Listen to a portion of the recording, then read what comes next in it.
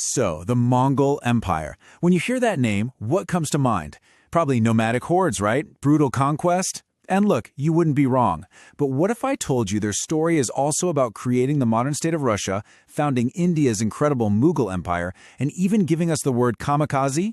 The legacy of the world's largest land empire is, believe me, way more complex and surprising than you think. So let's dive in and really peel back the layers of this amazing story.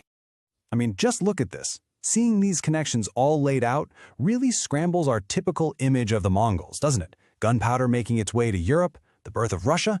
These are not just random historical footnotes. They are direct consequences of the Mongol conquests. They connected the world in ways no one had ever done before. And honestly, the aftershocks of that connection literally shaped the world we're living in today. So the big question is, how on earth did a scattered group of nomads pull all this off? Well, it all starts on the huge open plains of 12th century East Asia. You have to understand, this wasn't an empire yet. It was just a chaotic mess of scattered Mongol and Turkic nomadic groups. And they were constantly at war with each other over land, over resources, you name it. But all of that was about to change because of one single man. And that man's name was Temujin. Now, while he was technically born into a noble family, his life was anything but easy. His father was murdered when he was only 9 years old, his own clan was taken over, and he and his family were totally cast out, losing all their power and forced into a life of brutal poverty. You know, that kind of upbringing forges a person, and for Temujin, it created this relentless drive for vengeance, and even more importantly, for power. So how does he go from being a total outcast to an unstoppable leader? Simple. He just threw out all the old rules. Instead of promoting his cousins or his brothers, he promoted soldiers based purely on merit. If you were a brilliant commander, you could rise from nothing. He also made sure the spoils of war were distributed evenly among all his warriors, not just the top guys. And maybe his most clever move was this. He would scatter the people he conquered among his own loyal troops. That made it pretty much impossible for them to unite and rebel against him. He built an army that wasn't just skilled, it was fiercely, unshakably loyal. But this wasn't just about military strategy. Oh no. There was this incredibly powerful belief system that was fueling this whole expansion. Genghis Khan, as he was now called, truly believed that the sky god, Tingri, had given him a divine mission to conquer the entire world.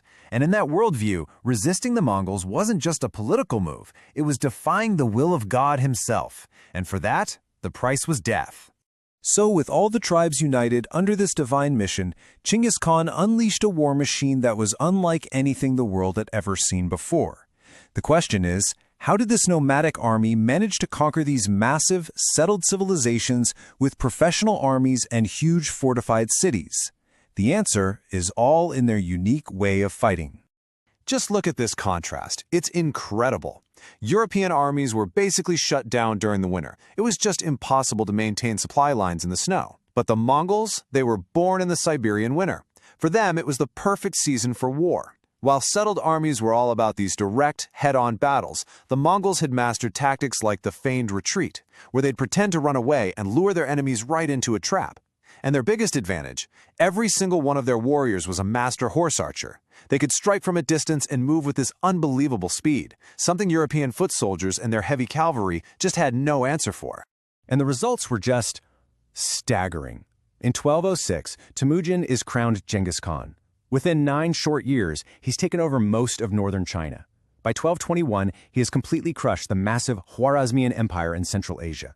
The speed and the sheer scale of these first conquests were absolutely breathtaking, and they forged the foundation of this massive empire before he died in 1227. Okay, but conquest is one thing. Actually ruling is another. How in the world did the Mongols govern an empire that stretched from Korea all the way to Ukraine? This is where the story takes a turn, from just brutal warfare to some surprisingly practical and innovative ideas. They created an empire that wasn't just of steel, but also of silk. You know, their doctrine of rule was remarkably hands-off. Once a territory was conquered, they would often just leave the local rulers and political structures in place. They tolerated all religions, with one simple condition. The religious leaders, whoever they were, had to pray for the Khan. Simple as that. They did, however, forcibly move skilled artisans and engineers, shifting them all across the empire to wherever their talents were needed most. But the crucial point is this. By unifying Eurasia politically, they created what we call the Pax Mongolica, or the Mongol Peace, which made the Silk Road safer than it had ever been in history. And here's the perfect example of what that meant in practice. Picture a piece of gold brocade. It was the most prized luxury in the entire empire. To make it, you needed silk from China, you needed gold from Tibet, and you needed master weavers from Baghdad. Before the Mongols, getting all those things in one place was nearly impossible. But under their rule, goods, ideas, and people could travel freely across the entire continent. It created this unprecedented fusion of cultures and economies that was just mind-blowing. But this incredible, interconnected world had a fatal flaw, one that was built right into its foundation. A succession crisis was brewing that would eventually shatter the largest land empire in history. So really, what could possibly stop them? They had conquered armies from China to Europe. No external force seemed capable of even slowing them down. The answer, as it so often is, came from within. So here's the fundamental problem. Succession to the title of Great Khan didn't automatically go to the eldest son. Brothers, uncles, cousins, basically any male descendant of Chinggis Khan's direct royal bloodline could make a claim. This system all but guaranteed conflict. And sure enough, by the 1260s, Chinggis Khan's own grandsons were locked in a full-blown, incredibly destructive civil war over their inheritance. And this was the result. The dream of one world under one ruler was dead. The empire fractured into 4 distinct and often competing successor states. You have the Golden Horde in Eastern Europe, the Ilkhanate in Persia, the Chagatai Khanate in Central Asia, and the Yuan dynasty in China, which was led by Kublai Khan. But even as the empire split apart, that core Mongol worldview remained. I mean, just listen to this line from a letter that Kublai Khan sent to Japan. "You, stupid little barbarians, do you dare to defy us by not submitting?"